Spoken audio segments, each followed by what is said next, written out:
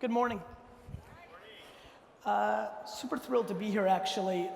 Over the last 20 years, I've basically lived a pretty entrepreneurial life. I was born in the former Soviet Union, which I will bring up as a theme here because I think has a lot to do with the way I think about HR and people and where the world's going. I immigrated to the US when I was 3 years old. We lived in a studio apartment the size of the stage that I'm on with 8 family members, so very humble beginnings. My American dream, my family's American dream started when my dad got a job as a stock boy for $2 an hour in a liquor store. And eventually, how many people here are immigrants or children of immigrants? Great, so a lot of you know the secret, which is don't spend any money on any dumb shit for a decade. Save it and buy something, which is very much what my dad did. He bought a small liquor store in Springfield, New Jersey. I am an early investor in Facebook and Twitter. I built a $60 million liquor store when I finally got into my dad's business very quickly on the back of email marketing and Google AdWords and innovation. I appreciate the intro. I have showmanship DNA and a lot of energy. I am a purebred entrepreneur. I was a DNF student and gave up on school in 4th grade, so clearly something in my DNA and definitely in the way that my mom parented me. I've always had enough confidence in thinking to myself and within myself and not being worried about what people talk outside of it.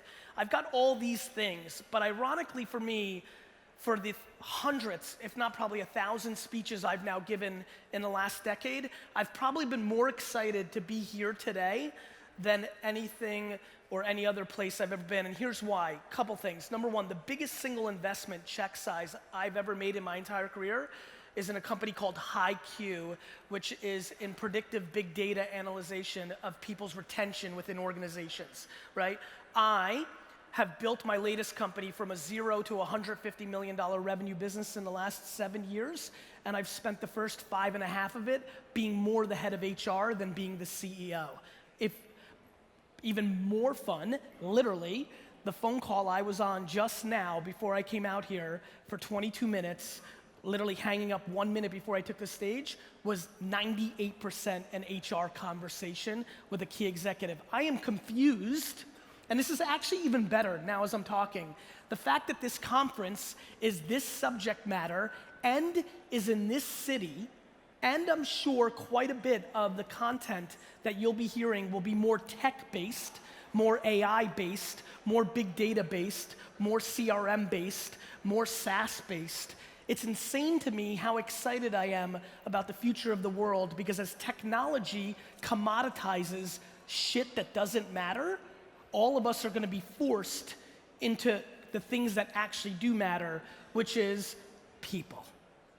The punchline is, I actually suck at almost everything, hard skill-wise. In hindsight, I can't read. I'm clearly dyslexic. I just haven't been, analyzed that way.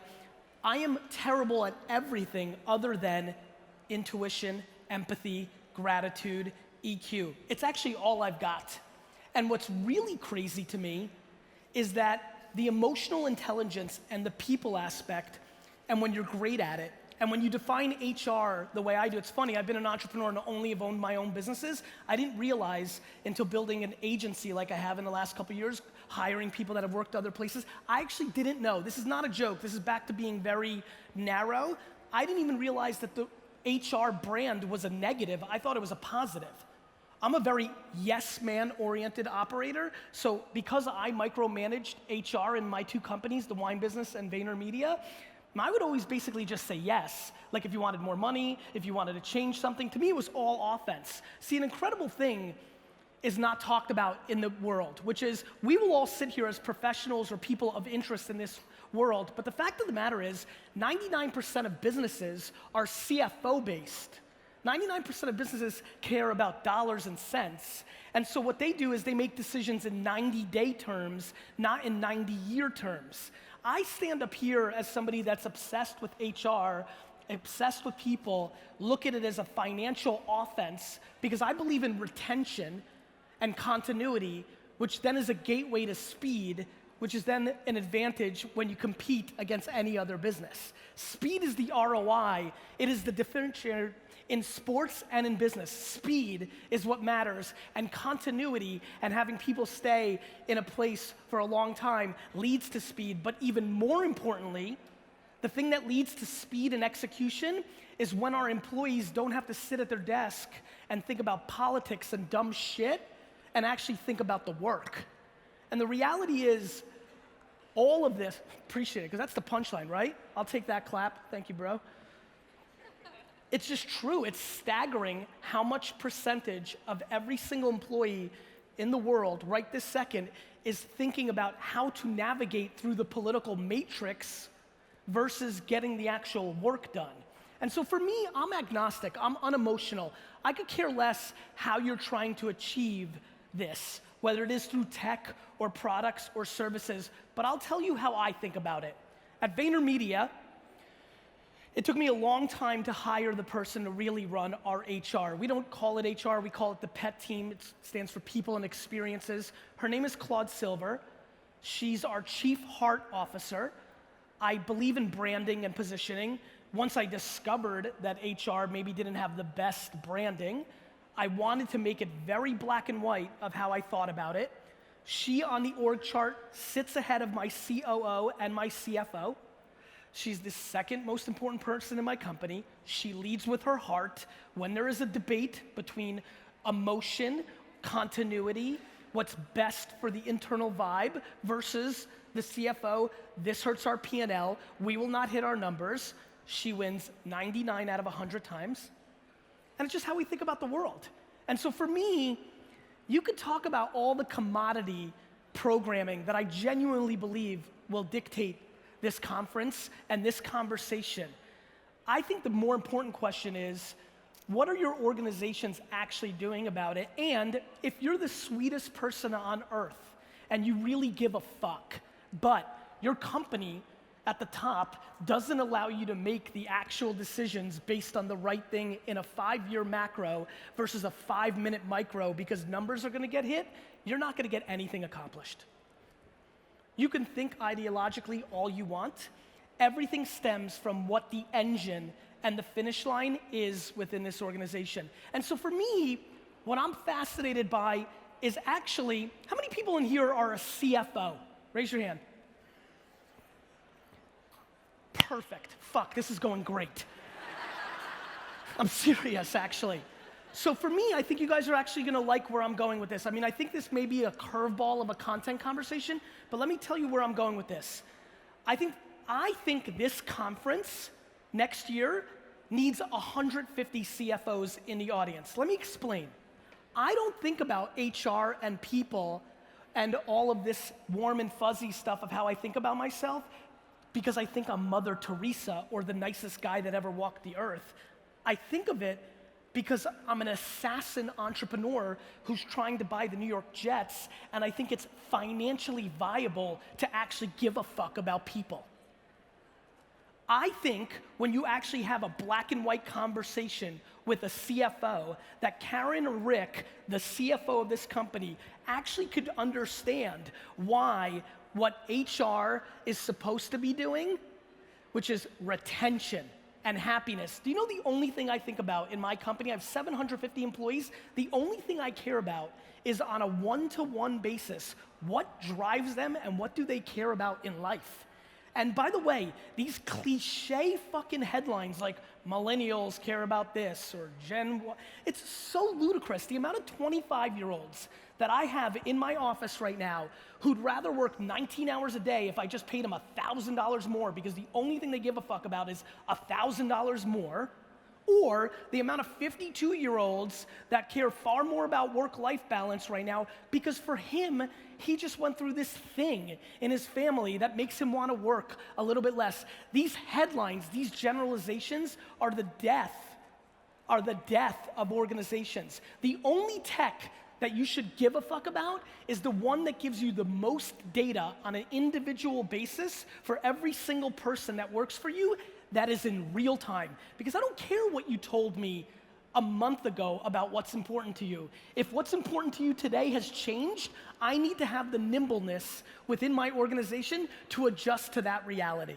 And again, let me make this perfectly clear, because I sit up here truly believing that my HR skills, far more than my marketing skills or salesmanship skills, have been the defining foundation to why I've been able to build big businesses. I sit here and remind everybody, the reason I want 150 CFOs in this audience next year is because I want to suffocate this conversation to them so that they understand this is financially viable. That when you make a decision in a 90-day window that is financially ugly to them in their fucking Excel sheet, that the trickle-down economics of that decision make their financial sheet look really pretty in a 24-month window. This is financially practical. There is nothing that can be said or talked about at this conference that matters anything other than, do you fundamentally understand what every single employee in your organizations cares about in life right this second? There are 17 meetings going on in my company right now that sound like the following. Hey blank, Karen is trying to ruin me. Or I really hate Rick. Or I'm being suppressed. Or my favorite, I love middle management. They're either arguing that they don't have somebody above them that's giving them mentorship, or they're arguing and complaining that somebody above them is micromanaging them. Like, they're just complaining. Right? And so that is happening at scale. That is the biggest action within my organization. And we spend 95% of our time on things that have nothing to do with salary or hiring or firing or promoting in our engagements within our organization. And it scales and it works and it will be. And let me remind everybody in here, when everybody talks about whatever they're going to talk about at this conference, specifically, I'm sure, augmented, animated, all these things that are going to take out jobs and all these things that are coming at a macro that are so much further away than we realize because we love to think something's happening tomorrow when it's happening in 15 years. When that's all being talked about, please understand what it means. Of course, over a 50-year macro, yes, there will be jobs that are eliminated. Guess what? That's always happened. It's not as good to be a farmer as it used to be. Back in the 1300s, being a mason was a really good fucking idea, right? Like, everything gets wiped out. That's the punchline. That's not what you need to be focusing on. For everybody here, as an impact in the next 20 to 30 years of your career, what you need to recognize is that hard skills and information continue to be commoditized. What you need to wrap your head around is the way I've run my organizations, which is the people that are best at their jobs are far more often fired because they're not as good on the emotional intelligence side. The way I frame up my company is called the honey empire, right? Honey over vinegar first, then empire. Then you have to be best at what you do.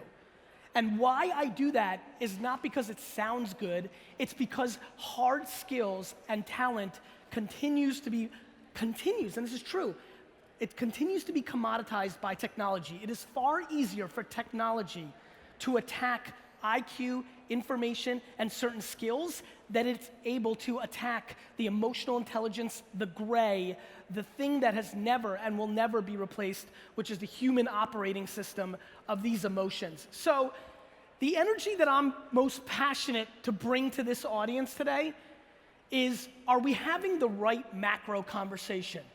Are we gonna spend a lot of time talking about crossing the T's and dotting the I's in here? Are we gonna talk about all the fucking semantics that we love to pander that are just so disproportionately secondary to the punchline, which is, I can give you the greatest fucking HR SaaS tools of all time. If you don't actually give a fuck about people, or you're not in a place where you financially have the ability to make a judgment call once you decided you give a fuck about people, it doesn't matter what tool you have. And that's it. Honestly, I really have nothing else to fucking say. I'll try to fill up my time.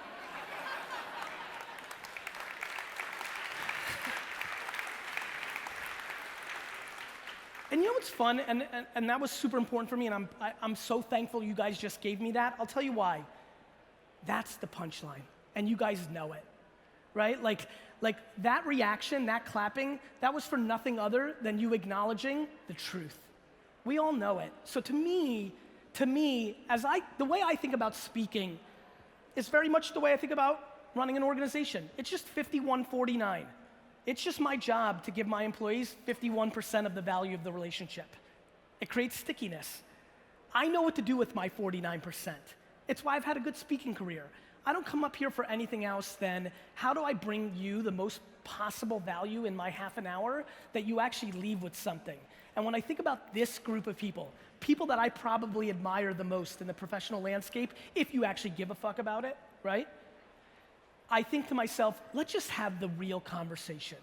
Like, it's far more ROI positive for what you're trying to achieve in your organization or your life if you use my energy in this 30 minutes as the catalyst to push you over the edge to go back home and have the real conversation than any tactic I'm gonna give you. I'll give you tactics. Let me tell you what I do. It's insane that every company doesn't follow every action and every word out of every single one of their employees' minds and thoughts on social media. I have a better indicator on everything about my employees because of social than I do by anything. What do you think is happening in resumes? 360 reviews are the biggest fucking horseshit of all time. The fuck is a 360 review?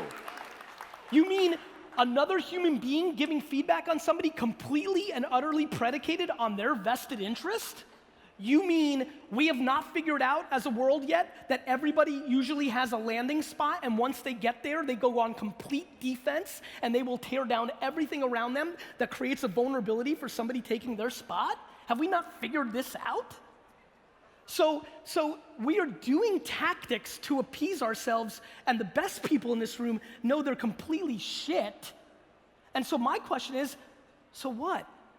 Because you know you're part of the problem if you're just walking and going through it and not believing in it. I look at you the same way I look at marketing executives every day that are pouring money into TV and print and radio. They don't believe in it. They just know their organization accepts it, and then they're just living. I know that the far majority of you are doing things within organizations that you don't believe in. You're just doing them because they're the way the machine has been set up. And so then I ask you, are you any different than the people that you're judging that are doing the same within that organization? I stand here in front of you today, to be very frank, to get one fucking person in here to have the bravery to have the real conversation, which is you either make and run your organization on short-term financial decisions or you don't. And when you don't, an amazing thing happens. You start having air cover to making human decisions. You have the ability to actually start making decisions that think about the impact of that person has on culture in a 36-month macro, not on how much revenue they're bringing in tomorrow. The best teams in sports value people that play their role. The amount of people I have in my organization that are average in their job, I have 40 to 60 people in my company right now that are pretty average at what they do for their skill, but what they bring in atmosphere, in positivity, in optimism, in another ear to be that somebody goes to if they are scared to come to me or my pet team, what they bring to the macro is so overwhelmingly positive, it makes the entire engine roll. And that is a CFO conversation, not an HR conversation. Hey, dick-face CFO, Steve here may be okay and cost $83,000, but pay attention. He's impacting this $417,000 of salary that's driving $4.9 million in top-line revenue.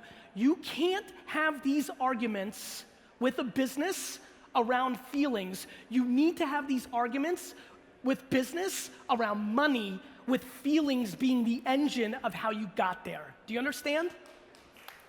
That's how you get it done.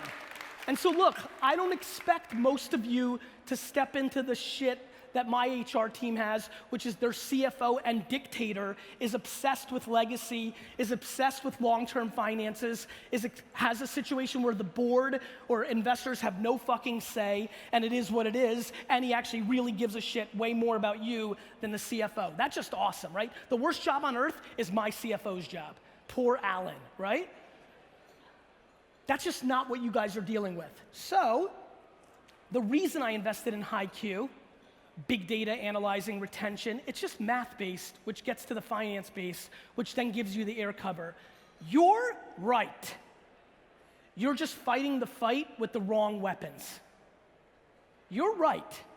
You're just fighting the fight with the wrong weapons. Use that energy of what you believe creates retention, continuity, culture, and vibe, and translate it into money, and I promise then you will have people's attention. That's how you get it done. That's just the truth. That's the world we live in, small business, corporate, startup, everybody. It's why the VC world and startup world here in San Francisco is so broken. Nobody's building businesses. They're building financial arbitrage machines to get funding. These are not real businesses. They're running on metrics. I actually ironically think that's how most of your businesses are. They're not building great businesses because they're making financial decisions day by day while you're deciding and fighting on the gray, the EQ, the emotional center, the culture, the continuity, and that is the disconnect, and I implore you to start translating into their talk if they have final say. My CFO has ironically started figuring out how to use math and money to talk about culture and EQ to get what he wants, and it's been fascinating to watch him figure out, oh shit, Gary doesn't even open the Excel sheets. He glazes over when we talk about bottom line profit margin, but when I talk about Karen's feelings, he actually looks me in the face. So I'm the reverse, and you just have to figure out the reverse. And that's the punchline. So you could talk about, and I have no idea if like you go out on the floor there and they tell you how great it's gonna be and like how this tool's gonna save you this, that, and the other thing. It doesn't fucking matter. It just doesn't. What matters is, are you actually in the mindset of bringing more value to your employee than you ask in return because you realize that at a macro, you get what you want out of that. So, other tactics. This is just, now I'm going into some random shit. I've been forcing a lot more of my leaders to really, really start spending a lot more time on these 3 to 12 person dinners and breakfasts, and it's just really been working for us. Been thinking a lot more tactics of how to create colliding cultures. It's so fascinating to me how basic what we do for a living is. It's just communication and FaceTime. But it's imperative, the reason it's working for us is I'm suffocating and forcing them to speak the truths, not the things that they're just saying and saying things on the back. Make sure that you're not creating a culture where there is a place for people to hide their true feelings in a box versus addressing them. Get people uncomfortable with, that are uncomfortable with confrontation but come from a good place. Try to think about creating safe environments outside the office for these conversations. I don't know if you guys have budget to do things, but I would tell you that as I've hacked over the last 20 years, more micro events have been bringing me far more value than macro events. You know, you take a whole department in an offsite, you know, and all of you know this, the smaller you can make the group, the more likely, it's all fear, right? The smaller you can make the group, the more likely you can get them into the actual conversation. So I've been spending a lot of time on these 4, 5, 6 person dinners. I've got another one. This is completely left field, random. When we fire somebody and they disagree with me, really not us, me, I've been pushing them very aggressively to leave negative reviews about my company on Glassdoor. I've got a pretty interesting concept. I don't know if this falls into your guys' world. I've been pretty aggressively asking people who disagree with me to air out their grievances on Glassdoor because I think it's ROI positive for an organization to eliminate anybody applying for their company that actually believes in anonymous reviews.